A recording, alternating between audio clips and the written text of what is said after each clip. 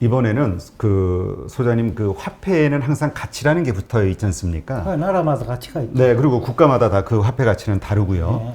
근데 아까 지난 시간에도 말씀하셨지만 그 돈을 제조하는 원가는 비슷한데 가치는 다르단 말이죠. 예. 왜 이게 가치가 달라지는지 그 요소들에 대해서 한번 설명을 해주시죠. 그래서 이제 한 나라의 화폐 가치 근본이제에서는 간단하잖아요. 네. 화폐 가치가. 모두가 다 예. 공통적으로 사용할 수 있는 기준이 되니까. 그렇죠. 금이 있는 만큼만 찍어내야 되고 그보다 더 찍어내면 화폐 가치 떨어지는 게 너무나 명확해요. 네. 근데 지폐본위 제도 시대에는 많은 요인들이 그 나라 화폐 가치에 반영이 돼요. 브라질 같이 이제 부정 자원이 많은 국가, 호주도 마찬가지입니다. 그렇죠. 부정 자원이 많은 국가도 그것도 그 나라의 어떤 국부거든, 그죠? 그러니까 그 나라 화폐 가치는 높은 거예요. 네. 북한도 부정 자원은 많거든요. 네. 경제는 별 볼 일 없지만, 뭐 미국 CIA 분석에 하면 뭐 1조 달러 이상이 그 부정 자원을 미국이 가지고 있다 이거야. 우리 안보 요구 1조 달러 안 되잖아. 그것도 부채까지 외국인 주식 투자자금까지 포함해가지고 안보 요구거든, 그죠? 그렇죠. 근데 북한이 1조 달러 정도의 부채자금을 가지고 이거 국부란 말이야. 네. 그러니까 그런 것도 반영이 되고 또 하나는 뭐 각 분야에 종사하는 사람의 능력도 반영돼요. 예를 들어서 제일 참 비근한 예로 중앙은행 총재의 능력은 굉장히 화폐 가치에 영향을 주거든요. 네. 왜? 금융 정책을 총괄하는 그 당사자잖아요. 책임자잖아요. 그렇죠. 그래서 2009년에 변행키 의장이, 연준 의장이 화폐 찍어내려고 할 때 90% 경제학자도 반대했어요. 근데 우리나라 같으면 그렇게 99%가 반대하는데 밀고 나갈 사람 있을까요? 못하죠. 뭐 그러면 정치권에서부터 난리 나고. 난리 나겠죠. 네. 근데 변행키 했잖아요. 그러니까 확실히 있었다는 거예요. 근데 그분은 대공황을 연구한 그 논문을 가지고 학위를 받았단 말이죠. 네. 그러니까 누구보다 해박한 거예요, 그 부분을. 그럼 지금 2009년도 대공황에 가까운 거거든요. 금융위기가 발전했으니까.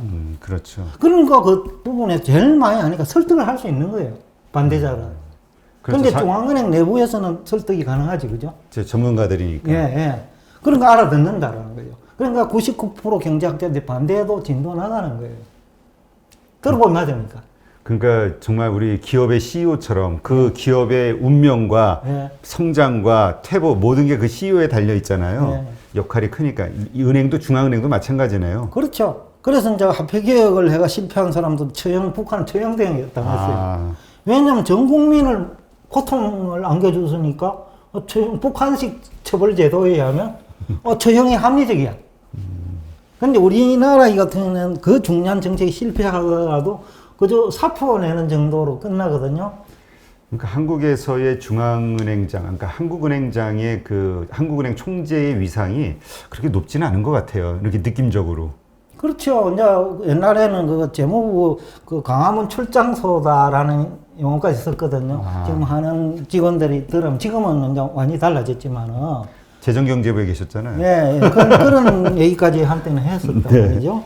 그런데 이제 그 역할은 지금은 이제 굉장히 중요해졌죠. 작년에 또 우리 한국은행 총재가 화폐 개혁 얘기도 자기가 끄집어내고 옛날 같으면 꿈도 못 꾸죠.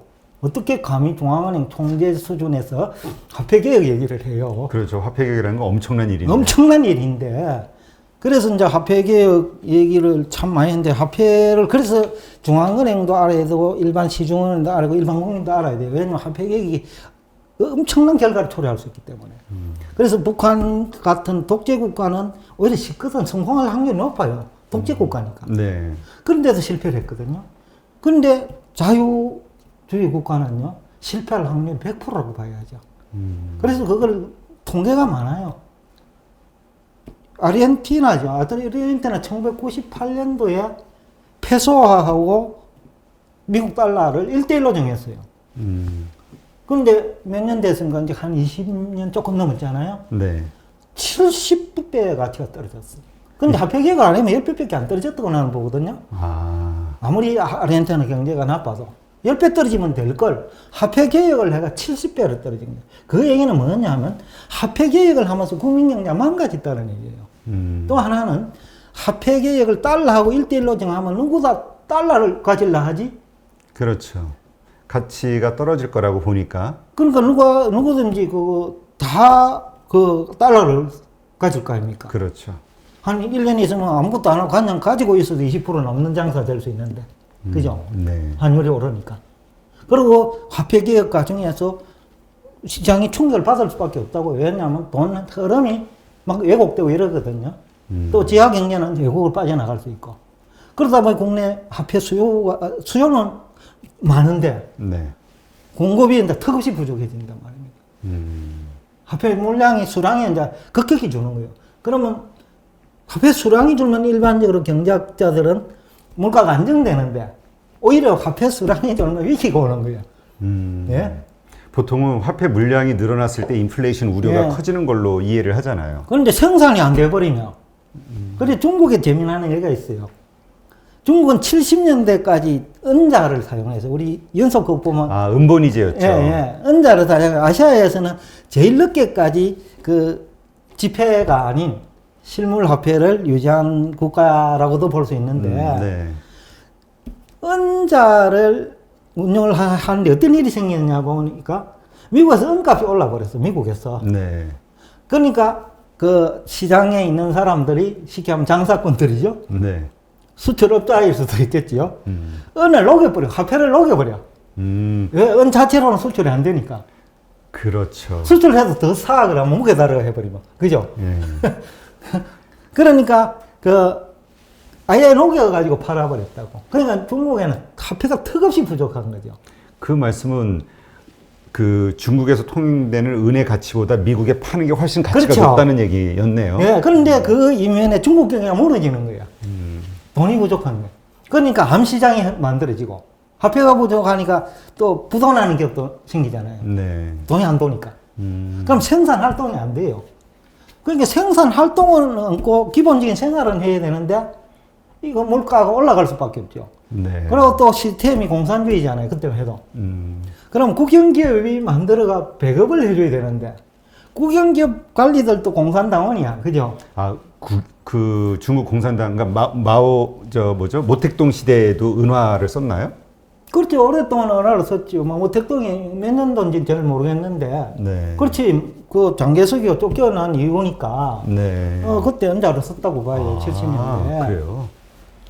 그래서 이제 은을 화폐를 녹여가지고 미국에 팔아보니 중국에서 중국에 돈이 턱없이 부족해요. 그러니까 물건이 생산이 안 돼, 물가가 뛰게 돼 있다. 화폐 공급량 수량은 줄었는데, 크게 줄었는데, 화폐가. 그렇죠. 물가가 뛰어버리는 거예요. 생산이 안 되니까. 돈을 녹여버렸으니까. 예. 그러고 이제 공산 시스템이니까 배급제도인데, 국영기업에서 만든 것을 또 공산당한테 빼돌린 거예요. 물건을 만들어가. 네. 쉽게 말하면 암시장에. 그러니까 난리 날 거 아닙니까? 그렇죠. 그래서 우리가 흔히들 천안문 사태, 태안문 사태라고 얘기하는데 우리가 아는 것들은 전부 정치적인 거, 학생들이 소요 사태 정도로 얘기하고 있다고. 근데 실질 그 이면에는 출발은 경제적인 문제가 자리 잡고 있다는 거예요. 네. 그거 아는 사람 별로 없단 말이에요. 예?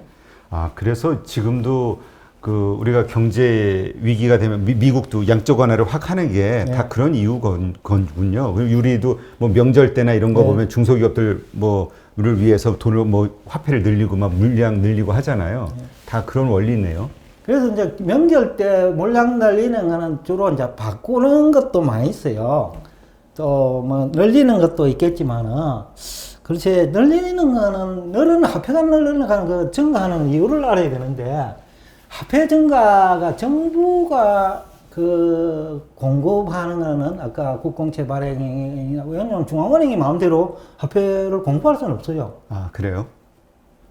정부에서 이제 주로 늘어난 형태가 국공채를 담보로 그걸 기초해갖고 이제 화폐를 공급하죠. 그러면 국가는 세금을 받아가지고 나중에 국공채 그 상환을 해주면 되는 거거든요. 네. 그런데 국공채 발행 물량이 늘어나면 화폐도 증가하겠지만은 대부분 화폐 증가 요인은 다른 데에서 더 커요. 예를 들어서 수출업자가 달러로 가져오잖아요. 그죠? 네. 그러면 월급도 줘야 되잖아요. 중국은. 그렇죠. 그러면 은화로 바꿔야 되잖아요. 네. 그러니까 그런 이유 때문에 증가하는 게 많고 또 외국인 정권 투자자들이 주식이나 채권 투자하기 위해서 달러 가져오잖아요. 네. 그럼 국내에서 바꿔야 되잖아요. 네. 그 과정에서 외화를 중앙은행이 관리를 하면 그 바꿔줘야 되잖아요. 그런 과정에 그 화폐가 늘어나는 게 오히려 더 많다고 봐야 되죠. 예를 들어서 우리 작년 말 현재로 채권 시장에 외국인이 가져온 게 한 100조, 1000억 달러 넘으니까 100조 달러 넘거든요. 네. 그러면 바꿔줬다는 거 아니야. 물론 이제 외국인이 들어올 때 통화수합 형태로 우리 시중은행하고 시중은행이 달러를 보관하고 그 다음에 시중은행이 가진 돈을 바꿔주는 거예요. 그러면 이제 외국인 투자들 그 돈을 가지고 하는데 그런 경우에도 중앙은행이 시중은행에 있는 달러를 매수를 하면 또 통화가 증발되죠. 네. 그러니까 그러한 것들을 이제 중앙은행에서 이제 다 통제를 하고 이걸 그러니까 관리를 하다 보니까 거기에 장인 그러니까 중앙은행 총재의 역할이 크다. 예. 이거에 따라서 화폐 가치가 달라진다는 그래서 거군요. 이제 그 작년 2009년에 버냉키가 그렇게 했기 때문에 달러 가치 유지를 할 수 있었던 거예요. 그 이전에 75엔까지 그 달러 인덱스가 100에서 75까지 떨어져 버렸잖아요. 짧은 시간에. 25%나. 예. 그게 뭐냐, 위기가 오니까 그렇게 떨어져 버린 거예요. 네. 그래서 버냉키가 화폐 발행을 통해서 막은 거예요. 위기를. 그러니까 달러 가치가 복원된 거예요. 그러니까 우리는 보통 화폐 발행량이 많아지면 단순한 논리로 그 화폐 가치는 떨어진다라고 보는데 사실은 본질적으로 화폐가 왜 늘어났는가? 경제 위기라는 큰 암초가 생겼는데 그거를 놔뒀을 때는 오히려 더 크게 무너질 수 있으니 화폐 발행으로 그걸 막았을 때 그것을 상쇄시키면서 오히려 가치가 유지된다. 예, 그리고 이제 생산에 이제 돈을 어떻게 버느냐가 중요하거든요. 그래서 경제학에서는 돈과 물가의 관계를 보는 그 이론이 두 개가 있어요. 네. 하나는 아까 돈을 풀면 물가가 오른다는 논리도 있고, 네. 그거는 이제 고전학파들이 주로 얘기를 합니다. 그런데 이제 케인즈 학파는 금리를 떨어뜨려가지고 경제를 요소수소를 창출하자는 거거든요. 네. 그럼 금리 떨어뜨리려고 하면 화폐 공급량을 늘려야 돼. 그죠? 그렇죠. 그럼 화폐 공급을 늘리는 방법으로 금리를 인하시키고 그것을 통해서 경제 성장을 도모하자 이거거든요. 그러면 생산이 증가하잖아요. 네. 생산량이 요새는 대량 생산 체제라 내가 생산량 확대시켰거든요. 그러니까 화폐 발행에 버금가는 생산량이 더 많은 생산량이 나올 수 있다고. 네. 그러다가 세계적으로 FTA 체결 해갖고 베트남에서 가져오고, 그죠? 네. 중국에서 가져오니까 값싸잖아요, 그거. 그렇죠. 이게 글로벌화가 되면서 예. 그 세계화라는 가치하에 각각 자기가 잘 만들 수 있는 것만 싸게 대량으로 만들어내니까. 그러니까 전 세계적으로 보면 물량이 넘쳐 흐르는 거예요. 그러니까 화폐를 찍어내는 양보다도 생산량 증가 속도가 더 빨라. 예? 그렇죠. 그런데 왜 물가가 올라요? 그렇죠. 그게 이제 지금 오히려 디플레이션을 걱정할 정도 예. 돈은 많이 풀렸지만 예. 그게 이제 원인이 될 수 있는 거네요. 그리고 또 경기 불황에는 양극화가 심하잖아요. 지금 우리 자영업자 죽기 일보 직전이거든요. 그렇죠. 그 돈이 돌겠어요? 안 된단 말이에요. 그 사람들이 뭐 어떻게 물가에 영향 줍니까? 돈이 없는데. 네. 그런데 그런 사람이 많으면 많을수록 물가에 영향은 없다는 거예요. 돈을 풀어도. 네. 그러니까 돈을 푼다는 그 사실 하나만 가지고 하면 너무 두리뭉실한 얘기라는 거예요. 그 외에 다른 그 전제 조건들을 구체적으로 같이 봐야 봐야 된다. 예. 얼마든지 화폐를 풀어도 화폐 가치를 오히려 상승할 수 있는 방법도 있거든요. 그래서 돈을 가지고 어디다 먼저 투자하느냐도 중요해요. 부동산에 먼저 가느냐, 증권시장 갔다가 부동산에 오느냐는 증권시장 건강도에도 다르고 부동산 시장을 유지하는 데도 그 효과가 달라요. 네. 그래서 지금 화폐를 우리가 지금 공부하는지도 몰라요. 그럼 지금 현재 시점은 우리가 부동산이 먼저 가고 그다음 증권시장이 따라가는 거잖아요. 우리나라가 그렇다는 거죠. 미국은 안 그랬잖아요. 물론 증권이 가죠. 일본도 그렇고 우선 화폐를 풀 때 뭐 유가증권을 사주는 시스템이니까 그죠? 네. 그러니까 돈이 그쪽으로 가는 거예요. 그죠? 그게 왜 건강하냐 하면 기업의 유동성을 제공하는 거거든요. 그렇죠. 기업이 살아야. 네, 부도를 막아서 실업자 방지를 할 수 있고, 네. 그죠? 그 다음에 주가가 올라가면 또 소비를 할 수 있잖아요. 그렇죠. 그러면서 그 체질을 그 먼저 아까 다진다라는 거죠. 그 다음에 부동산에 가야 좀 부동산도 안전하고 정권시장도 안전해진다는 거죠. 그래서 이제 우리나라 사람들하고 그래서 1000대 1이 이유 중 또 하나예요. 왜 1000대 1이냐. 인위적으로 화폐계획가 1대1 만든다고 그 유지되는 거 아니에요. 우리가 저 1달러가 1000원인 이유. 예. 그러니까 그런 이유들이 막 각 요소 있잖아요. 네. 아까 경제학자들이 자꾸 표절 박사들이 많으면 어떻게 되겠어요? 수준 있는 경제학자 없는 거예요. 네. 이해도 못하고 표절하는 거거든. 그죠? 그렇다고 하면 그런 사람이 많을수록 화폐 가치는 떨어지는 거예요. 또 각 분야마다 다 그렇다는 거죠. 그런 차원에서 또 그 화폐 가치를 결정짓는 거에는 금융회사의 임직원도 영향을 미친다. 이렇게 굉장히 얘기하시잖아요. 중요하죠. 그건 왜 그런 거죠? 그 예가 뭐 바로 하나 있죠. 작년에 우리 그 대형 증권 회사들이 외국 그 주식 ETF 상품에 투자해가고 크게 당했잖아요. 한 1조 원 정도인지 뭐 해삼하도 1조 원 정도까지 얘기가 돌더라고 언론에. 네.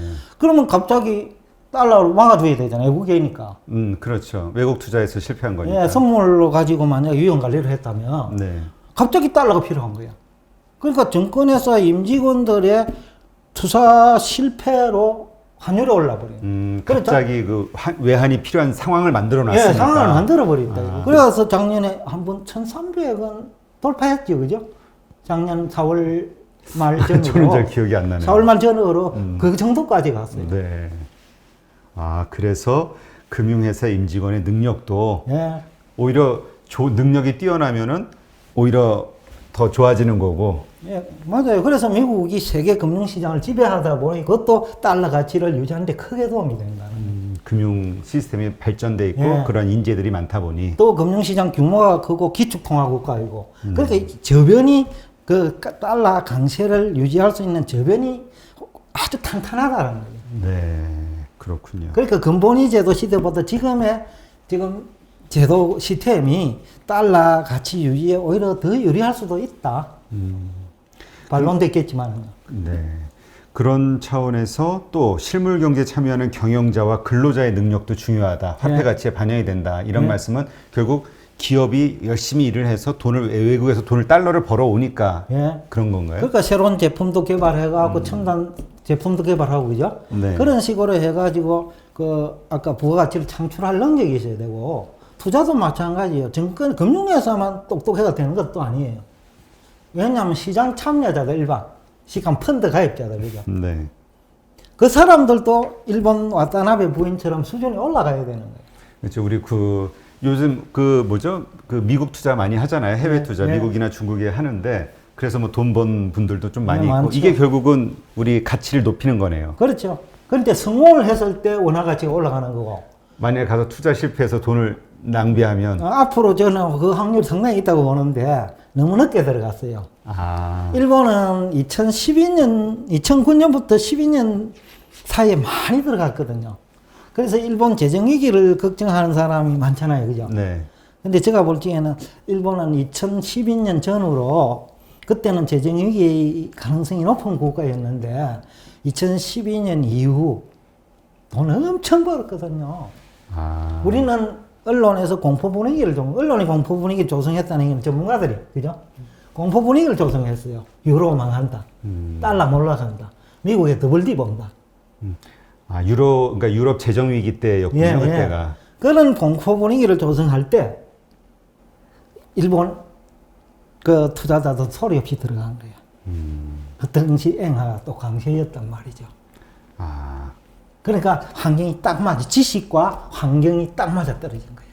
저는 언제죠? 그때 버블 때, 네. 버블 시대 때 그게 와타나베 부인들이 외국에 그때 많이 투자한 걸로 생각했었는데 그 이후에도 그렇죠. 2012년 이후에도 그런 일이 있었군요. 예, 2009년부터 2012년 사이에 전 세계적으로 부동산 가격도 폭락하고 원자재 가격도 폭락하고 주가도 폭락하고 그죠? 네. 그만큼 좋은 기회가 없는 거지 어떻게 보면. 근데 마침 그때 엔화 강세야. 그죠? 네. 그러니까 엔화가 그때 75엔인데 한때 125엔까지 가요. 한 40%, 50%. 50% 한 차익을 먹는 거예요. 그죠? 그러네요. 짧은 시간에. 그러다가 일본인이 들어가니까 유동성 공급을 해주고, 그죠? 네. 그러니까 망할 것 같은 회사도 또 살아나. 외국에. 네, 외국에. 그러니까 스페인이 부동산을 사주는 사람은 영주권을 주겠다고 했잖아요. 아, 네. 그러니까 그때 피그라고 해가지고 그러니까요. 그 유럽 예. 남부 유럽의 그 4개 국가. 그 뭐 포르투갈하고 뭐 그렇죠. 이태리하고 뭐 예, 몇 개 나라 있을 거예요. 그리스하고 그죠? 픽스, 예, 피그스. 예. 예. 그러니까 이제 뭐 그런 어려운 나라에 일본이 소리 없이 가가 투자를 했다. 아, 그랬군요. 우리는 그냥 그때 이거 망한다. 저도 지금 기억나는 게 뭐 그리스 뭐 연금 뭐 위기 때문에 뭐 연금 못 하고 뭐 줄 서 있고 뭐 그런 부정적인 뉴스만 봤는데 예. 그 시기에 일본은 투자를 들어갔군요. 그게 이제 환율이 뭔지를 알기 때문에 가능했다는 거예요. 그 말씀 들으니까 제가 일본의 와세다 대학교 경제학부 교수님을 한번 인터뷰한 적이 있는데 그분이 그런 얘기 하시더라고. 일본 사람들에게 가장 잘 팔리는 책이 특히 이 자산이 좀 있는 노인분들한테 잘 팔리는 책이 이 FX 거래, 예. 마진 거래, 예. 이 환율 거래를 그렇게 일본 사람들이 잘한다고. 그래서 지금 FX 시장의 큰 손은 일본인들이에요. 아, 미국이 아니에요. 큰 손이. 아 그래요? 미국은 달러 있고 하니까 별 실익이 없어요. 예? 예? 그런 또 차이가 있군요. 네. 그래서 이 가치, 그러니까 한 나라의 화폐 가치가 결정되는 데에는 어떤 뭐 그 우리가 보통 수출 뭐 우리가 얼마나 외화를 벌어들였냐 이것만 가지고 보는데 보통은 그게 아니라 중앙은행 총재의 능력도 필요하고 금융회사 임직원 또 대학 교수, 뭐. 네, 대학 교수 전문가 그다음에 일반 투자자들 네. 모든 요소가 다 이렇게 합쳐져야지 이 가치라는 게 형성이 되는 거군요. 그래서 이제 그 좋은 해가 일본이란 말입니다. 80년도만 하더라도 1달러는 250엔이었단 말이죠. 네. 그런데 지금 100개엔까지 여기서 화폐 가치가 2배로 올라간 거야. 근데 통화량은 엄청 늘어났거든요. 그러니까 우리가 일본이 돈을 많이 찍어내서 예. 그 뭐죠? 그래가지고 이거 뭐 200% 넘어가고 GDP 부채가 국가 부채가 그래서 망할 거 아니냐 이렇게 예상하는데 그럼에도 화폐는 항상 강세를 유지하는 이유가 예. 해외 투자가 성공적으로 아주 성공했기 때문에 예. 탄탄하다라는 예. 거예요. 해외 자산이 그래서 일본의 국부펀드들 있잖아요. 네. 국부펀드들이 연기금이나 또는 그 중앙은행이 가지고 있는 외환보유고를 가지고 운용하거든요. 네. 그 돈이 엄청날 거 아닙니까? 그때 뭐 2조 달러가 얘기했는데 제가 볼 때는 민간까지 합하면 그보다 훨씬 더 많을 거예요. 그 돈이 거의 다 환차익만 한 30-40% 남았거든요. 일본 금리 생각하면 그 예? 우리 뭐 보통 보면 연수익 뭐 3% 4% 뭐 5% 많아야 4, 5% 이렇게 얘기하는데 환차익만 한 30-40% 남았다고. 그런데 그것을 그 완전히 아수라장일 때 들어가서 그것을 다 100% 남았어. 그러니까 일본의 재정 위기를 일본의 그 뭡니까 국부 펀드들이 네. 그 막아낼 수 있을 만큼 벌었지 않냐, 네? 라는 생각을 하고 할 수 있죠. 네, 하여튼 일본이 우리가 이제까지는 주식 투자를 잘 하지 않는다라는 어떤 전제하에 금융 문맹이다 이런 표현을 많이 썼는데 네. 사실은 금융 강국이다 이렇게 볼 수도 있겠네요. 일본 신문 보던데 일본 경제 신문 보던데 한 2-3년 됐을 거예요. 우리 대표님이 저한테 얘기해가지고도 알았는데 일본이 제조업 강국인데 그 제조업을 통해서 외국에서 무역해가 번 돈이 있을 거 아니에요. 네, 한 네. 20년간. 네. 그 돈에 2배 이상을 투자해서 버는 거예요. 예? 그거에는 뭐 민관, 예. 기업 예. 뭐 다 포함이 된 거네요. 예. 그러니까 뭐냐, 일본 제조업이 강국이고, 일본 가면 제조업 강국이라잖아요. 그런데 거기에서 외화 획득한 금액의 2배, 3배를 금융에서, 외국에서 획득한 거야. 근데 그 소장님 말씀 우리는 지금 좀 늦었다. 예. 지금 우리가 보통 한 2-3년 전서부터 좀 본격적으로 해외 투자가 된 거잖아요. 그래서 아까 타이밍을 잘 잡아야 되는데, 환율을 아는 사람만이 할 수 있는 거란 말이에요. 그러니까 이제 일본인들은 엥 초강세일 때 그 들어간. 그래서 일본 엥을 안전자산이라는 얘기를 하는 사람이 간혹 있잖아요. 네. 저는 그거 동의 안 합니다. 어떻게 그 당시만 하더라도 일본이 재정위기로 엄청 고통받았거든요. 또 일본을 대표하는 IT 산업들이 전부 다 여기 몰렸단 말이에요. 네. 그런데 무슨 안전자산이에요, 그게? 예? 안전자산이 아니었다고, 그때. 네. 그때 당시는. 네. 근데 지금은 그런데 지금은 일본 애가 많이 안전해졌다는 거예요. 재정위기 돈을 많이 벌었기 때문에 외국에서 재정위기를 막을 수 있을 만큼 벌었다는 거예요. 그래서 우리가 2012년 이후에 우리는 대학생 취업난으로 굉장히 고통받았잖아요. 네. 근데 일본은 외국에서 많은 돈을 벌었다 보니까 DDP에는 영향을 못 줘요. 그래서 금융자산이 늘어났다고 GDP 증가하는 거 아니거든요. 그렇죠. 그런데 고용은 할 수 있잖아요. 금융회사가. 그렇죠. 그러니까 GDP 증가율은 낮아도 고급 일자리지, 어떻게 보면. 그래서 금융과 관련된 일자리들이. 네, 고급 일자리가 많이 증가한 거예요. 그러니까 대학생들이 입도선매야. 그렇죠. 거기는 일을 하기 원한다면 다 취업은 거의 전부 된다라는 인식들이 퍼져 있잖아요. 예, 코로나 사태 이전만 하더라도 그랬거든요. 그러니까 일본 경제 성장률은 우리가 맨날 낮다고 실패했다고 그러잖아요. 근데 일본 기계 산업들은 전부 중국이나 베트남 일대 가고 그 나라 GDP에 기여해요. 그런데 돈을 버는 사람 누구요?